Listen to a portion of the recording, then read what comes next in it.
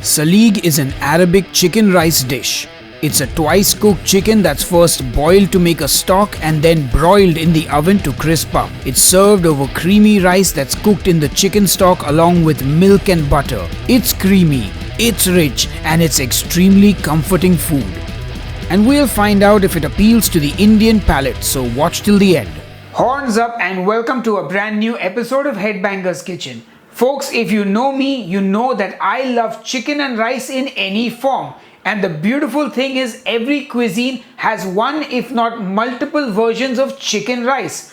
One of my followers on Instagram told me to check out this Arabic chicken and rice dish called Saleeg. And when I saw that recipe, I knew that it was right up my alley and I just had to make it for you guys. So anyway, enough jibber jabber, let's get cooking. For this recipe, I'm using a mix of basmati and jasmine rice. Most recipes will use Egyptian rice or American rice, but since I don't have either basmati and jasmine rice it is. I washed the rice a few times under running water. Since this cooks for a long time, I don't need to soak the rice. Now I add some salt, pepper, paprika and olive oil to a bowl and mix it well. This is going to be what we baste our chicken in before we broil it in the oven. I'm going to be using full chicken legs with bone and skin for this recipe, but normally you would just use a full chicken. I just prefer to use all dark meat since the chicken does get cooked twice. Now I get my chicken into a heavy bottom saucepan and then pour boiling water over the chicken and turn on the stove to a medium-low heat. I will now cover and cook this for about 10 minutes.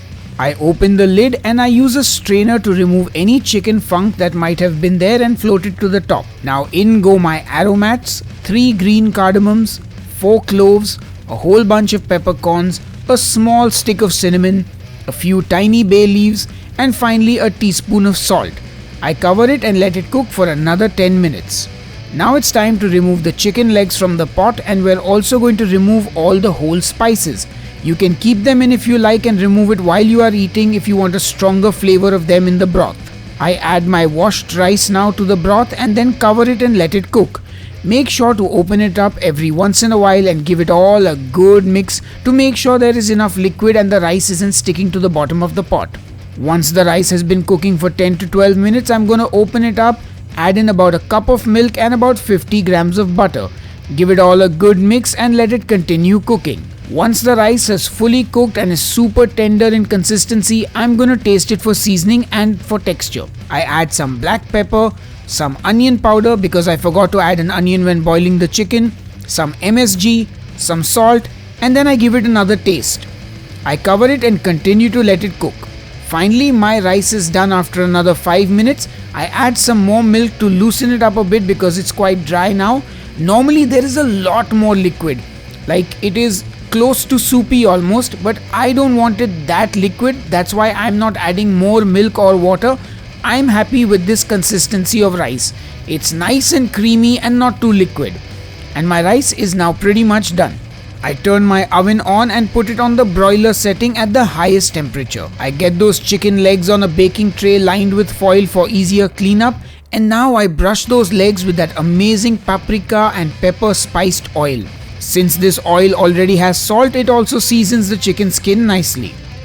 Pop that in the oven and let it cook for about 10 minutes or till the skin is nice and crispy and roasted. Halfway through, you can remove it and baste it again with the oil and the pan drippings. After 10 minutes or so, it's done and those legs look absolutely gorgeous. I remove them from the tray and now I collect all that chicken fat and oil that's in the tray and put it into a small bowl because we're going to use this to finish the dish and not waste any flavor. Now to plate up, I get my rice on a plate. I pop a chicken leg on the rice and then finish with those juices from the pan. You can also just pour melted butter or ghee, no problem. And there you have it. Our Saleeg is ready and it looks absolutely delicious. Now before we find out if it appeals to the Indian palate, I gotta dive into it. That rice looks creamy and delicious. Let me get to that chicken and man, that is juicy and perfectly cooked. Anyway, enough jibber jabber, time for the taste test. Have you ever tried any Arabic food? I do not think so, and even if I have, I'm not sure if it was authentic. I've had a few desserts Not specific dishes, to be honest. So this is probably like going to be my first time properly trying an Arabic dish. I haven't tried Arabic food ever. Arabic food is it's a slightly broad genre, right? Like I mean, I've had hummus, I've had falafel, I've had your shawarmas, broast chicken to that extent, but never really got too deep into it. No. And have you ever heard of the dish Saleeg? No, never heard of it before. Oh, first time. No. This is the first time I'm hearing it. Do you have any idea in your mind what it might taste like? I have had, I think, kepsa, so I don't think it may be somewhat like that. That is more like biryani, so I have no idea what is this supposed to be like. Okay. The Saleeg. Enjoy. This is something different. It's like a comfort food, you know? It's like the khichdi of Arabic foods, but with chicken, of course. It's really nice because I'm not into a lot of spice, even though I'm Indian. And this is like perfect because it's neither too bland, but there is definitely seasoning. It's tasty, and I'm hungry also. So. Wow. I just love the flavor of the rice. I mean, being a South Indian, I have a soft thing for rice. Sahil, this is so good. Wow. Yeah. Yeah. Nice, very comforting. The rice at least gives me like a little bit of a curd rice type of vibe, you know. Very comfort food. Like this reminds me a lot of like fried chicken or broast chicken, but like also slightly lesser oily and not as crispy or crunchy on the outside. Without the breading, essentially, the skin provides like a really nice texture to it, which I'm a big fan of. I love chicken skin.